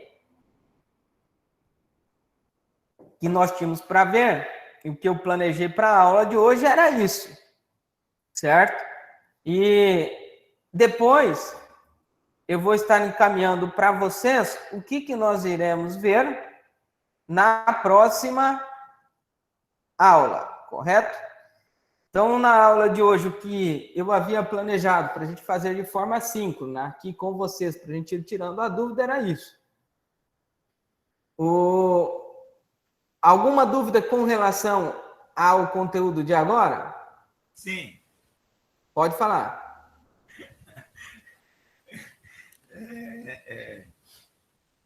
O ponto de equilíbrio, então, se eu conseguir entender, é 5,25, é isso? Não, esse número, ele é somente para argila caulinita. O meu solo, ele não é 100% caulinita, entendeu, Fernando? Entendi. Ele é só daquele mineral isolado, é 5,25. Mas se eu tiver, por exemplo, uma mistura no meu solo que eu tenho de matéria orgânica, de caulinita, de gibsita, de guetita, né, de hematita, aí esse valor ele vai variar. Uma hora ele vai estar, às vezes, 5, uma hora ele vai estar, às vezes, 5,7, certo? Esse ponto de equilíbrio nos solos tropicais, ele está muito próximo entre 5 e 5,5. Tá? Esse é um número que a gente tem, mas às vezes pode estar mais baixo ou pode estar mais alto, pode estar até em 6.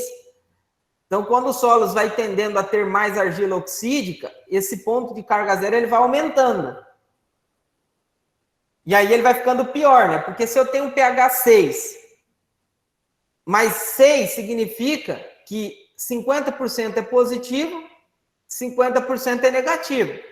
Então, aí eu teria que manter meu solo sempre com pH acima de 6 para ter mais cargas elétricas negativas. Entendi. Obrigado. Nada. Ô, professor. Descobrir qual que é o meu ponto de equilíbrio aqui na minha região. Para descobrir isso, tem uma análise que a gente chama de difratograma de raio-x.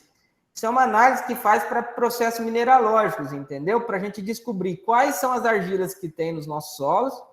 E a partir de descobrir essas argilas, a gente faz uma relação. Eu tenho 30% dessa argila, tenho 40% dessa, tenho 20% dessa. Na média do meu solo, eu sei que na caulinita é 5,25. Na guetita, ele vai estar muito próximo a 7,5, 8. Entendeu? E aí você vai criando uma relação, mas precisa de uma análise mineralógica do solo. Não é qualquer laboratório que faça. Você já fez alguma análise dessa por aqui na região ou não? Aqui não, nós fizemos já no Amazonas, algumas regiões, e o ponto de carga zero se situa. No solo que tem muito alumínio, às vezes esse ponto de carga zero está muito próximo a 6,5, 7. Tá? E agora, quando tem menos alumínio, esse ponto de carga zero está mais baixo, 5,5. Entendi, obrigado. Lincoln. Ô, professor, tem uma dúvida aqui. Com relação ao grau de intemperismo, no caso, os solos com argila gipsita, que é hidróxido de alumínio, eles apresentam a coloração branca, né? Que já é tipo, o último grau de intemperismo, no caso. Normalmente o alumínio e cálcio, né, eles dão as cores mais claras para o solo, né, tendem a ser mais esbranquiçados. Tem que tomar um cuidado com esse branco ou cinza no solo, principalmente o cinza, a cor mais clara, porque isso pode estar relacionado também à umidade. Então, um processo de onde eu não tenho, há um ambiente de redução, reduz o ferro e aí ele torna mais claro, tá? Ah, certo, valeu. Isso aí é a área brejada, né? Isso. É que tem um pouco de arabejada aqui, daí eu fiquei na dúvida. Isso, aí é mudança, tá? Não tem nada a ver com a presença de gibisita. Aí isso é quando o ferro passa a ser reduzido, ele sai de uma forma oxidada que é ser vermelho ou amarelo, e ele entra para um ambiente de redução, fica ferro 2+, esse ferro 2+, ele fica solúvel, então ele vai para o meio líquido, e aí ele fica disponível. Quando ele vai para o meio solúvel, ele perde a cor, certo? Mas daí eu posso ter toxidez de ferro, plantas que são sensíveis a ferro no ambiente mal drenado sofrem, porque tem muito ferro disponível. Até por isso, não sei se vocês já viram, em solos que são muito vermelhos e tal, quando tem uma chuva, escorre aquela chuva na superfície, você fica com aquelas lâminas ali de ferro quando o solo seca, porque realmente a água, ela faz com que o ferro fique solúvel. Então, se você encharcar um solo vermelho, você inundar ele, com o tempo ele vai passar a ser claro, vai passar a ser cinza, e todo aquele ferro vai sair, vai para o meio líquido.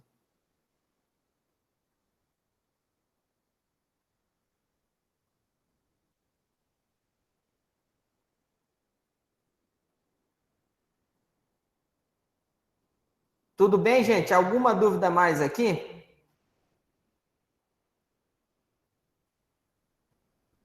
Por enquanto não, professor. Então, gente, hoje eu vou encerrar aqui. Aí, o que eu já quero que vocês façam, certo? Eu quero que vocês vão fazendo o seguinte daqui para frente nas nossas aulas. Vocês me encaminharam no e-mail a síntese do que nós já havíamos visto na disciplina, correto? Então, daqui para frente, em todas as aulas, o que vocês vão fazer? Vocês não precisam fazer agora, vocês podem fazer depois, não tem problema nenhum. Tá? Mas faz parte da atividade assíncrona de vocês no final de cada aula. Vocês vão pegar e fazer a síntese de cada aula. Não precisa me enviar hoje, certo? Mas vocês, no final do semestre, eu quero que vocês me encaminhem, né, todas as atividades que vocês fizeram em todas as sínteses de cada aula. Ok? Compreenderam? Essa síntese, novamente, de no máximo 2 páginas. Então, na aula de hoje, vocês vão fazer uma síntese de 2 páginas. Não vão me enviar. Vão ficar com vocês. Vão colocar data, síntese e o tópico da aula. Na semana que vem, vai ser uma atividade assíncrona que eu vou passar para vocês. Aí não precisa fazer essa síntese. Vocês só vão fazer síntese das aulas que nós estivermos aqui online de forma síncrona. Compreenderam? E aí, no final da disciplina, eu vou solicitar que vocês me encaminhem. Ok? Isso faz parte daquelas atividades que eu falei para vocês lá no plano.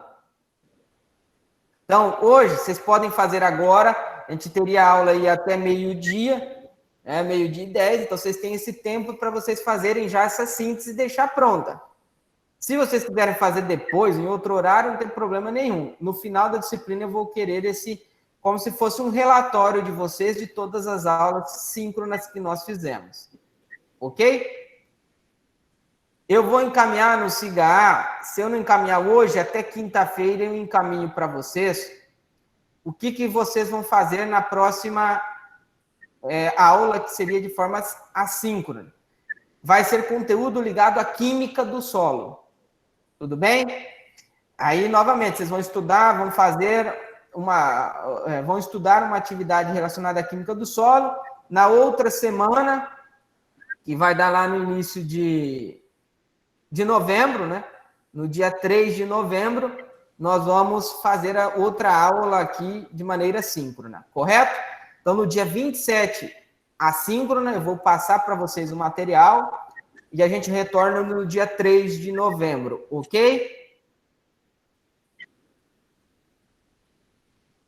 Então, a aula vai ficar gravada, eu vou tentar deixar ela no link do Google Drive para vocês terem acesso, certo? Vixe, como é que faz isso? Eu vou mandar aqui no e-mail da turma de vocês. Quem não faz parte do e-mail da turma de vocês, me encaminhe um e-mail solicitando o acesso ou peça com algum companheiro de vocês, ok? Ok, obrigado. Foi isso que nós combinamos lá naquela primeira aula para encaminhar via link do Google Drive, porque no Cigar não, é muito pesado as gravações. O professor Lucas conseguiu postar tudo no Cigar. Ficou bem fácil de trabalhar. Ele conseguiu, porque ele também me falou que ele estava com dúvida se ia suportar o sistema. Entendi. Eu vou tentar colocar lá. Se for, é melhor ainda. A gente faz tudo via Cigar. Porque aí fica ótimo, porque, nossa, é uma facilidade para a gente que é velho mexer, entendeu? Tranquilo, sem problema nenhum. Eu vou tentar colocar lá. Se eu não conseguir, eu mando mensagem para vocês no WhatsApp. Obrigado. Tá joia? Gente, tudo de bom. Tudo de bom para vocês. Um bom término aí da disciplina de hoje, da aula. Uma boa semana para vocês.